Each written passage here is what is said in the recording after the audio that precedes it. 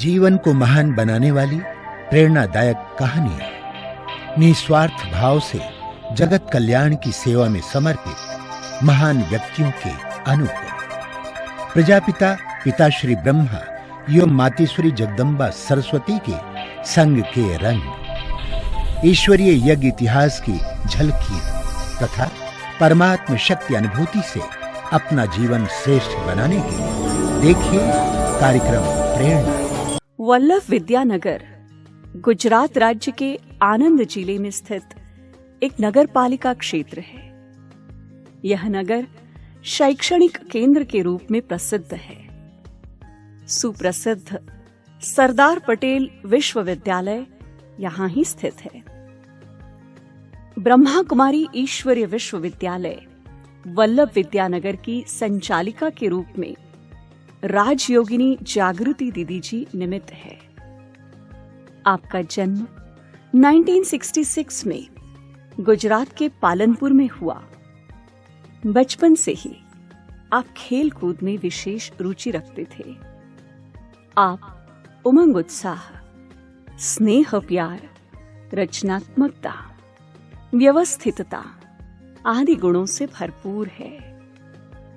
1976 में आपको पेटलाद से ईश्वरीय ज्ञान की प्राप्ति हुई।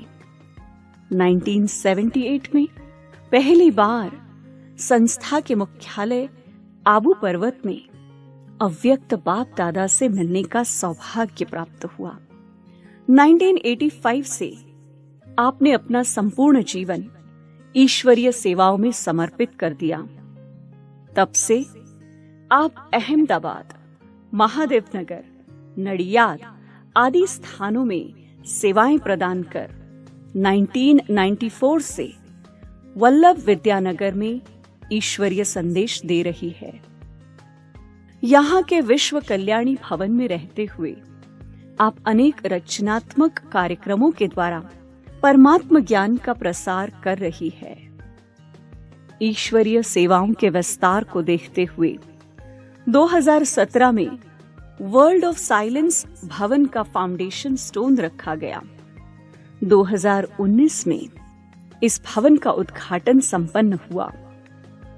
वर्तमान समय दीदी जी के नेतृत्व में 10 सेवा केंद्र, 110 गीता पाठशालाओं में 2000 से अधिक विद्यार्थी प्रतिदिन परमात्म पालना का अनुभव कर रहे हैं और राजयोग से अपना जीवन श्रेष्ठ बना रहे हैं।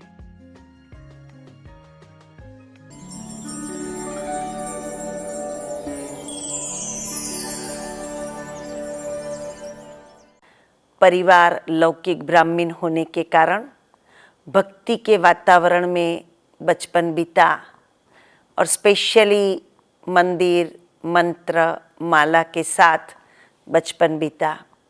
और उसके साथ साथ ये बचपन में बहुतों का प्यार भी लौकिक जीवन में मिला, अहमदाबाद में भी और पालनपुर में भी। और ये प्यार ने मुझे पाला, बड़ा किया। और उसमें एक ही बात रही कि तुम्हारा जीवन, हम ब्राह्मण कम्युनिटी के हैं तो सबसे अच्छा बनना चाहिए। वो लोग सोच रहे थे कि हमारा जीवन एजुकेशन के हिसाब से अच्छा बनना चाहिए और हमें बचपन से वो भक्ति और धर्म में इंटरेस्ट होने के कारण, भले इतना स्पष्ट नहीं था, उम्र छोटी थी, परंतु ये बात बिल्कुल स्पष्ट थी कि हमारा जीवन सबसे अलग और भक्ति संपन्न होगा। और माता पिता और लौकिक में एक भाई के साथ वो बचपन बीता जिसमें माता पिता को भी पढ़ते हुए देखा।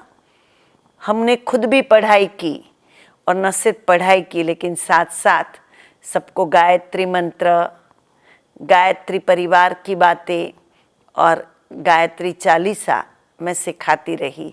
ये मेरा बचपन का एक लक्ष्य रहा। और बचपन के बाद, वैसे तो बचपन में ही, पर भाई इनिशियल बचपन को छोड़ के जब मैं 4th स्टैंडर्ड में थी तब माता पिता के साथ मुझे पेटलाद में ये ईश्वरीय विश्वविद्यालय का परिचय प्राप्त हुआ। और वो भी मेरी लौकिक स्कूल के बाजू में एक एग्जीबिशन लगी थी नवंबर 1976 में, और तब पूरे परिवार ने ब्रह्मा कुमारीज को जाना। पर उम्र इतनी बड़ी नहीं थी कि संस्था की बातों को या मेडिटेशन या योग की बातों को मैं कुछ लेवल पे समझ सकूं, लेकिन ये पता था कि ये ध्यान करने से या योग करने से जीवन को कुछ अच्छा मिलता है। और उसमें भी स्पेशली जब समर्पित ब्रह्मा कुमारी बहनों को देखती थी तब मन में ये आता था कि इनका जीवन कितना शांत है, कितना डिसिप्लिन है, कितना ज्ञानी और योगी है। और वो एक आकर्षण रहा बचपन का कि ये ब्रह्मा कुमारी बहनें जो है वो कितनी ज्ञानी और योगी है, कितना अच्छा समझाती है, कितने अच्छे से मिलती है। तो मुझे बराबर याद है बचपन में हमारे परिवार ने जो ज्ञान लिया वो पूर्णिमा बहन से लिया, जो फिलहाल अभी वर्तमान में नडियाद में है। जब हमने पेटलाद में ज्ञान लिया तब वो आकर के हमें ज्ञान सुनाती थी परिवार को। और मैं सभी ब्रह्मा कुमारियों को मौसी कहती थी, कारण कि मुझे यही लगता था इतना प्यार तो माँ के बाद कौन कर सकता है, मौसी ही कर सकती है। और कई सालों तक जब तक मुझे समझ नहीं आई तब तक मैंने बहनों को मासी कह के ही पुकारा, और बहनों ने भी मुझे बहुत लाड से, प्यार से, दुलार देते हुए ऐसी पालना दी जो आज मैं एक ब्रह्मा कुमारी बन सकी। और दूसरा फायदा मुझे ये हुआ, उस समय आनंद में छुगी दीदी रहा करती थी, और वो छुगी दीदी को साकार बाबा की पालना का एक वंडरफुल एक्सपीरियंस भी था, और वो परमात्मा संदेश वाहक संदेश पुत्री भी थी। तो छुगी दीदी का प्यार मुझे इस तरह मिला है कि मैं खुद अपने आप को, जब छुगी दीदी आती थी, मेरा कितना भी होमवर्क हो, कैसा भी कंपटीशन हो स्कूल का, कुछ भी हो, लेकिन जब छुगी दीदी सेंटर पर आती थी तब मेरा सेंटर पर जाना एक आकर्षण बन जाता था। तो बचपन में ज्ञान की शुरुआत में ब्रह्मा कुमारी बहनों का आकर्षण मेरे इस समर्पित जीवन का आधार रहा। और उसके बाद और उसके साथ साथ लौकिक माता पिता, स्पेशली लौकिक पिताजी, ये लक्ष्य दिया करते थे कि आपको रोज 10 मिनट घर में योग करना है, और वो घर में कमेंट्री से योग सिखाया भी करते थे। और फिर कहते थे गुरुवार है, रविवार है, आपको सेवा स्थान पर जाना है।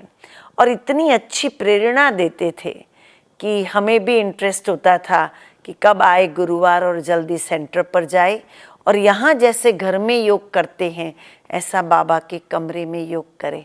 तो परिवार का भी एक बहुत अच्छा आधार रहा, परिवार का भी एक बहुत अच्छा सपोर्ट रहा बचपन में कि कैसे रोज ब्रह्मा कुमारीज के पेटलाद के सेवा केंद्र पर जाएं और जाकर के बहुत अच्छी तरह से योग करें।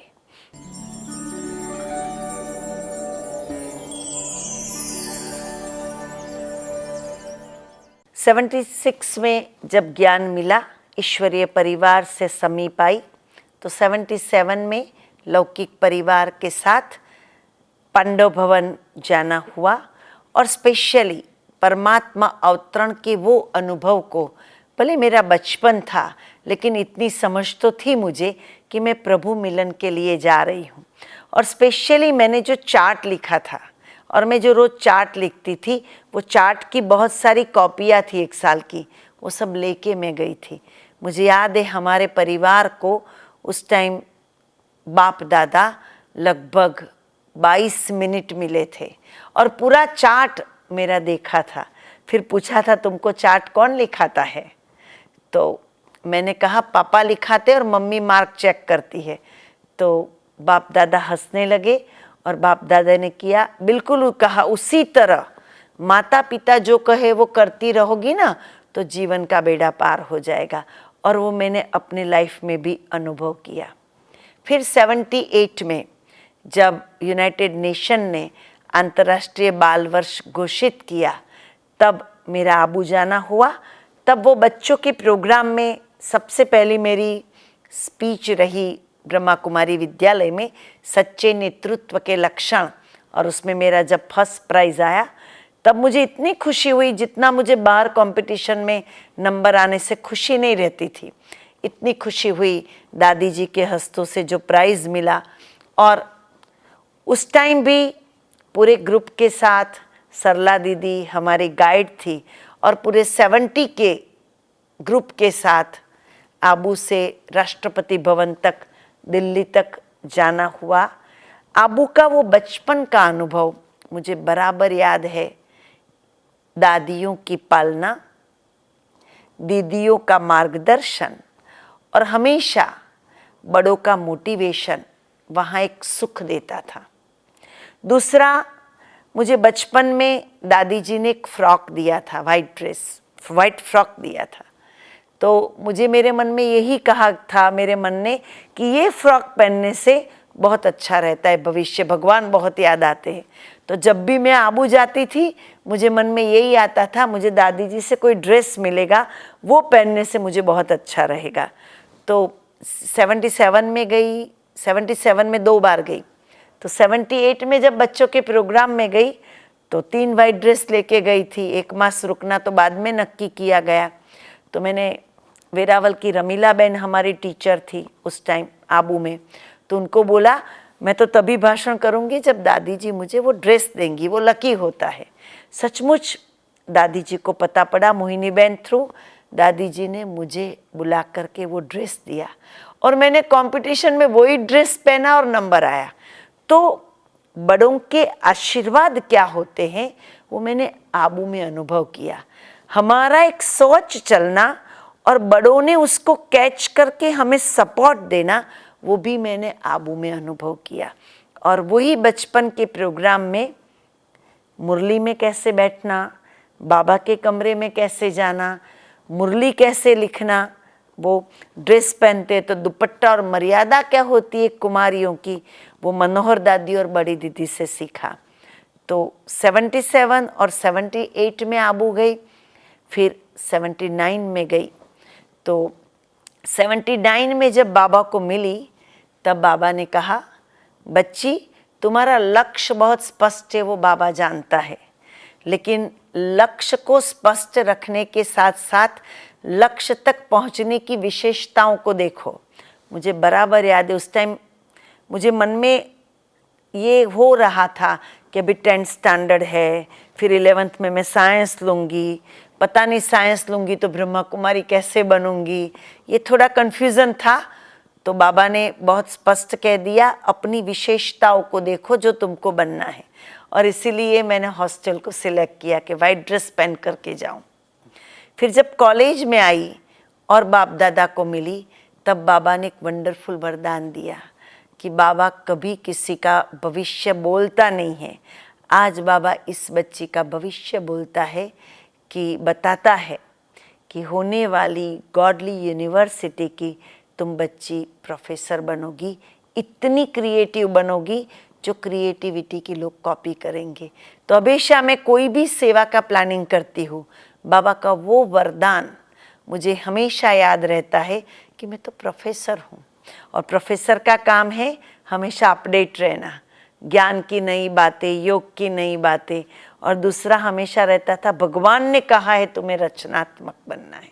तो सेवाओं के फील्ड में जब आई और जब मुझे और कोई बात समझ में नहीं आती थी तब भी ये वरदान मुझे साथ देते थे। और 87 के बाद परम आदरणीय जगदीश भाई जी के साथ मैंने सेवा करना शुरू किया और वो सेवा थी यूथ विंग के बुलेटिन बनाना। वैसे 85 में एक मीटिंग हुई, 86 में 2 बार गई बुलेटिन बनाना, फिर 87 में दादी रतन मोहिनी की ऑफिस में दादी जी के साथ और जगदीश भाई के साथ बुलेटिन बनाने जाती थी। और वो एक वंडरफुल अनुभव था बड़ों के साथ का। एक बार दादी रतन मोहिनी जो मैसेज था वो लिखवाती थी, फिर वो लिख करके जगदीश भाई के पास जाती थी। एक गुजराती होने के बाद भी हैंडराइटिंग में हिंदी और बोलने में हिंदी की जो उस टाइम का जो टच मिला था वो परम आदरणीय जगदीश भाई के कारण मिला था। और वो फिर चेक करते थे, लिखवाते थे। उसके बाद मैं शाम को प्रकाशमणि दादी जी और मोहिनी बहन को वो बुलेटिन सुनाती थी। उनका जो करेक्शन होता था वो दूसरे दिन रतन मोहन दादी को सुना करके पूरा वो जो लिखत होता था वो जगदीश भाई जी के साथ करेक्ट करवाती थी। और फिर राजू भाई जी को वो टाइप करने के देने के बाद लिथो कॉपी करवा करके जमुना प्रसाद भाई के पास पोस्ट में भेजकर फिर वापस अहमदाबाद जाती थी। तो लगभग 87 से 92 तक अलग अलग एंगल में ये सेवाएं चली। और ये सेवाओं ने मुझे 3 लाभ दिया, 3 प्राप्ति कराई। एक तो बड़ी दादियों की समीपता का अनुभव कराया। दूसरा, यज्ञ के महारथी भाई जगदीश भाई जी कभी निर्वेर भाई के पास मुझे भेजते थे, इतना चेक करवा के आओ। तो निर्वेर भाई जी, रमेश भाई जी आते थे तो उनके पास। तो बड़े भाई जिनका मुझे थोड़ा भी एक रिस्पेक्ट का भी डर था वो निकल गया और उनकी विशेषता का अनुभव हुआ। और साथ साथ तीसरी बात, हमारा यज्ञ कैसे चलता है, दादियों की कैसे त्याग और तपस्या से ब्रह्मा कुमारी विश्वविद्यालय इतना वटवृक्ष बना है, वो अनुभव समर्पित होने के बाद मैंने तब किया। क्योंकि मुझे याद है ब्लू पेन से लिखती थी और बड़े बड़े अक्षरों में, तो बीच में जगह रहती थी पेपर में। दादी रतन मोहिनी इमीडिएट मुझे रेड पेन देती थी, इस पेपर के पीछे भी तुम लिखो। तो वो कंजूसाई नहीं थी, वो एक इकोनॉमी थी। और इतनी सब प्राप्ति के बाद भी हमारी इंस्टीट्यूशन की वरिष्ठ दादियाँ इतनी इकोनॉमी के साथ अपना जीवन गुजार रही है, वो देख करके दिल झुक जाता था। और ये ब्रह्मा कुमारी जीवन की शुरुआत ने, दादियों और वरिष्ठ भाइयों के सामीप्य ने मेरे इस जीवन को शेप दिया। आज्ञाकारी क्या होता है, बड़े क्या होते हैं, इंस्टीट्यूशन का टोटल एडमिनिस्ट्रेशन क्या होता है, वो सब बातें मुझे तब सीखने को मिली। और जब 1993 में मैं एक साइकिल यात्रा में गई, तब मैंने पूरे यूपी का टूर किया साइकिल यात्रियों के साथ। तो मनोरमा बहन के साथ थी, लेकिन उस टाइम मैंने गंगे दादी जी का एक अनुभव किया। उस टाइम हमारा लक्ष्य था कहीं से भी गिफ्ट नहीं लेना है। तब गंगे दादी ने एक बोला, कभी बच्चा अपने बाप के घर से गिफ्ट थोड़ी बोलता है, उसका अधिकार है। तब ये फील होता था कि डिसिप्लिन, ज्ञान, योग, जीवन के पर्सनल प्रिंसिपल माना धारणाएं और सेवाओं के साथ साथ ये विश्वविद्यालय जो आगे बढ़ रहा है उसमें पर्सनल केयरिंग भी है। तो दादियों को देख करके मैंने पर्सनल केयरिंग को समझा, सीखा और उससे भी ज़्यादा वार्मथ को समझा। कोई ऐसे ही हमारे सर पर हाथ रखे और कोई मशीन हाथ रखे, उसमें अंतर है। वो वार्मथ की फीलिंग जो है वो इंस्टीट्यूशन के बड़ों से सीखी है और उसी के कारण ये ब्रह्मा कुमारी जीवन का नींव बड़ों के संग में पड़ा है।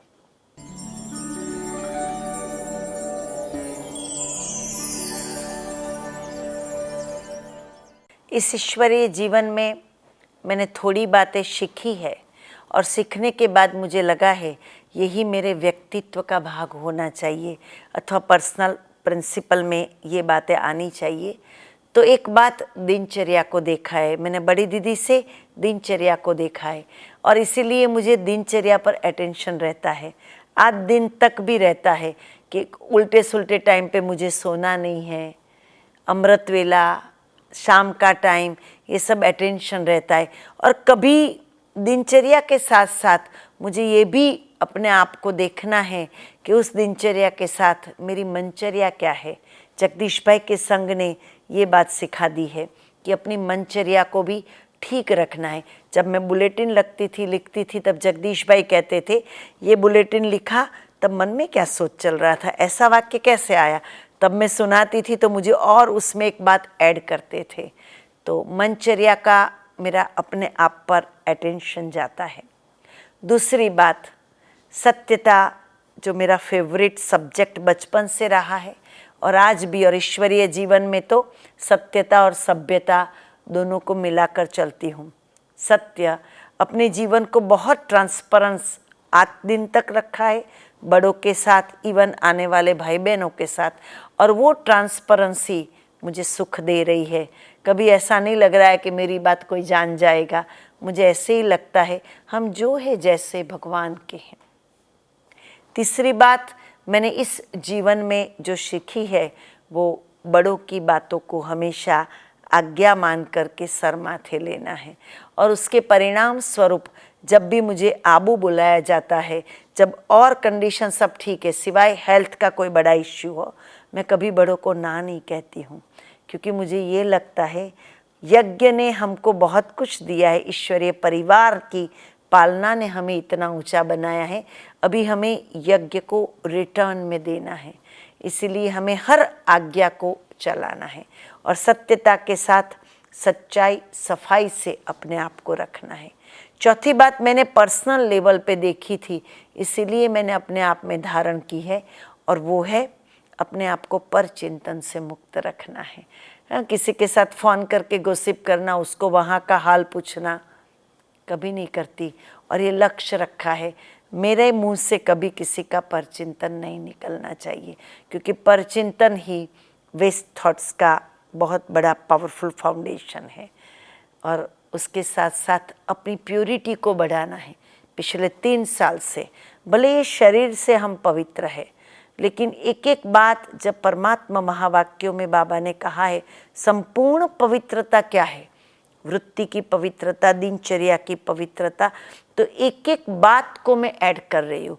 इवन अपने ऑर्गन को भी कैसे प्योर बनाए जाए, दृष्टि को, श्रुति को, हार्ट बीट्स को, उसके लिए मेरा अटेंशन बहुत ज़्यादा है। और स्पेशली पिछले 3 साल से कि आने वाला समय हमारी प्यूरिटी की पर्सनालिटी से ही अंतिम समय के आत्माओं को साक्षात्कार होंगे। तो वो प्यूरिटी की पर्सनालिटी कैसे होगी? हमारी प्रथम प्रशासिका मातेश्वरी जी की एक वो पर्सनालिटी रहती थी, प्यूरिटी की पर्सनालिटी। तो उसको बनाने के लिए हमारे लाइफ के डिसिप्लिन, हमारी अपनी धारणाएं, वो सब चाहिए। और उसको बनाने के लिए मैंने डिसिप्लिन को अंडरलाइन किया है। कोई क्या करता है नहीं, मुझे क्या करना है, और हमेशा हर चीज़ से हटकर मुझे करना है। इस बात ने मुझे बहुत डिसिप्लिन रखा है, क्योंकि रचनात्मकता में डिसिप्लिन चाहिए, शिस्त चाहिए, और वो सेल्फ डिसिप्लिन चाहिए। और जितना हमारे पास सेल्फ डिसिप्लिन होता है उतना हम परमात्मा कर्तव्य को प्रत्यक्ष कर सकते हैं। तो ये ब्राह्मण जीवन की मुझे देन है। ज्ञान योग के साथ व्यक्तित्व में इतना डिसिप्लिन, इतना उत्साह, इतना प्यार, वो ईश्वरीय जीवन की देन है। जैसे जैसे समय आगे बढ़ता जा रहा है और समय की गति को देख करके मुझे ये लग रहा है हमारी गति समय से पीछे भी नहीं और समय के साथ भी नहीं, समय से भी आगे जानी चाहिए, जिसको हम कहते हैं हम एवर रेडी रहने चाहिए, प्रिपेयर रहने चाहिए कैसे भी सिचुएशन में। और कोई बीमारी आती है, कोई नेचुरल कैलेमिटीज़ आती है, तो टेम्पररी हर एक को वैराग्य आ जाता है, अभी तो समय समीप है। फिर जैसे ही सिचुएशन एज इट इज़ होती है तब हम सोचते हम एज इट इज़ आ जाते हैं। लेकिन पिछले 1 साल से मैं अपने आप के लिए 2-3 बातें जो प्रैक्टिस में रख रही हूँ अंतिम समय के लिए। एक तो परफेक्ट रूहानियत, कहीं जोर से बोला भी जाता है तो अपने आप को अटेंशन देती हूँ कि मुझे प्रैक्टिस करके परफेक्ट रूहानियत लानी है, क्योंकि फरिश्ता बनने के लिए रूहानियत उसका बेस है। सिर्फ बोलचाल में नहीं, दृष्टि में भी रूहानियत, मेरी आँख भी कहीं ना डूबे ऐसी रूहानियत, मेरा इंटरेस्ट भी इंटरनल कहीं ना जाए ऐसी रूहानियत। क्योंकि मैंने बोल तो बोला नहीं, धीरे से बोला, आँख भी कहीं डूबी नहीं, लेकिन मेरा इंटरेस्ट भी जाएगा ना तो वृत्ति से पता पड़ जाएगा। तो वृत्ति की रूहानियत पर स्पेशल अटेंशन रहता है। और दूसरा अटेंशन अंतिम समय के लिए रहता है कि मैं भगवान का इंस्ट्रूमेंट हूँ, तो मेरी एक एक बात की कॉपी कोई करना चाहिए, ऐसा इंस्ट्रूमेंट मुझे बनना है। मेरे बोल की कॉपी कोई करे, नो प्रॉब्लम, कोई मेरे कदम पर कदम रखे, नो प्रॉब्लम। जैसे साकार में ब्रह्मा बाप की कॉपी करी और जिन्होंने भी की वो आज हमारे लिए रोल मॉडल है। हम भी आने वाली पीढ़ियों के लिए रोल मॉडल तभी बन सकते हैं जब हम हमारी कॉपी करें और वो हमारे कर्म कॉपी करने के योग्य हो, क्योंकि कर्मातीत अवस्था के लिए ये बहुत ज़रूरी है मेरे एक एक कर्म किसी की कॉपी करने के लिए हो और उस पर मुझे ध्यान देना होगा। और मैं ध्यान ही नहीं देती, उसकी अभी प्रैक्टिस कर रही हूँ।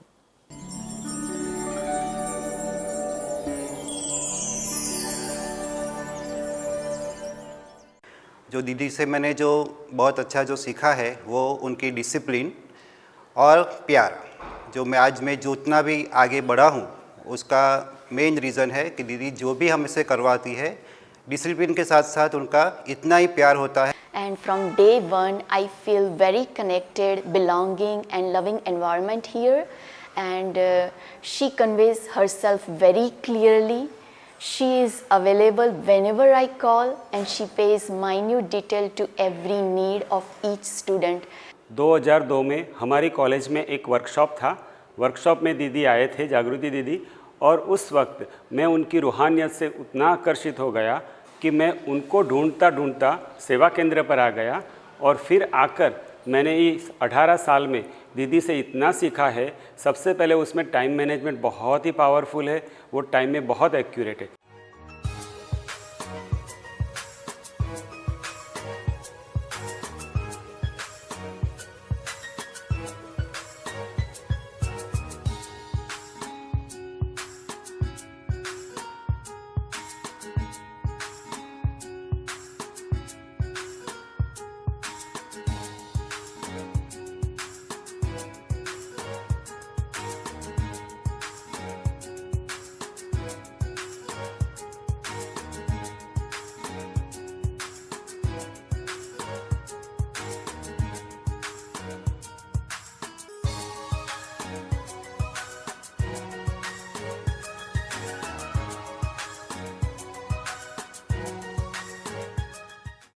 दीदी जी के लिए मैं यही कहूँगी कि जैसे उनका नाम है वैसे ही उनका कर्म है।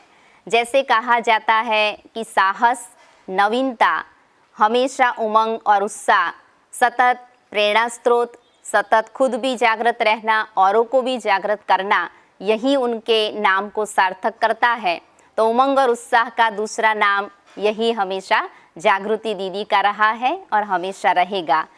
जितना भी हम सेवा कार्यों में उत्साह में रहते हैं उतना और हमारा उत्साह बढ़ता जाता है। तो जागृति बेन हम नए थे, तो नए होने के कारण हमें कुछ आता नहीं था, तो उस समय हमें साथ रहकर सिखाती थी और सिखाने से हमारी हिम्मत बढ़ती थी और हिम्मत बढ़ने से असंभव कार्य भी संभव हो जाता है। जब मैं उनको देखती थी तो मुझे एक बात उनकी हमेशा अच्छी लगती थी कि she is ready for everything, चाहे छोटे से छोटी स्टेज की या किसी और की पर्सनल नीड की आवश्यकता हो या कोई बड़े प्रोग्राम्स के लिए उनका कोई रोल हो, लेकिन हर एक रोल को वो एक्यूरेट निभाते हैं। और दूसरा, वो हर एक बहनों की या फिर कोई भी उनके पास जाता है तो उनकी पर्सनल नीड को वो बहुत थोड़े समय में समझ जाती है।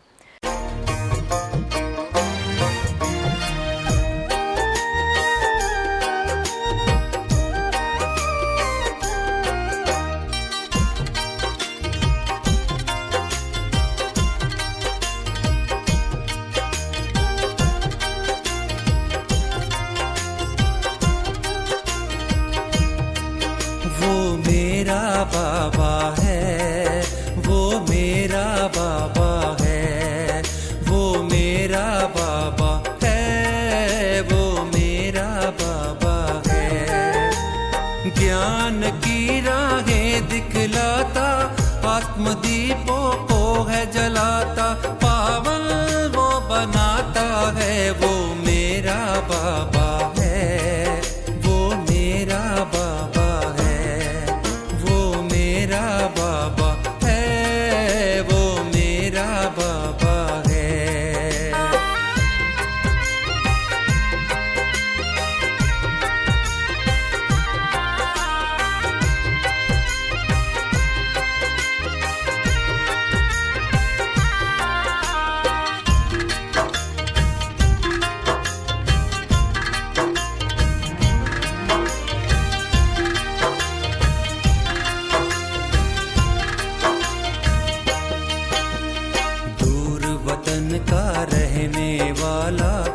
मीठे बच्चे कहने वाला। दूर वतन का रहने वाला, मीठे बच्चे कहने वाला। करुणा प्रेम दया का सागर, करुणा प्रेम दया का सागर, दिल में अपने बसाता है। वो मेरा बाबा है, वो मेरा बाबा है, वो मेरा बाबा है, वो मेरा बाबा है।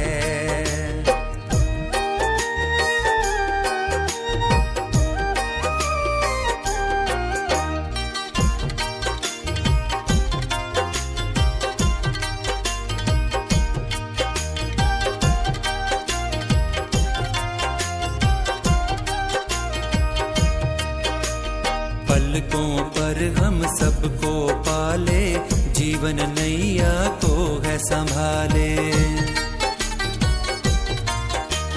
पलकों पर हम सबको पाले, जीवन नैया को है संभाले।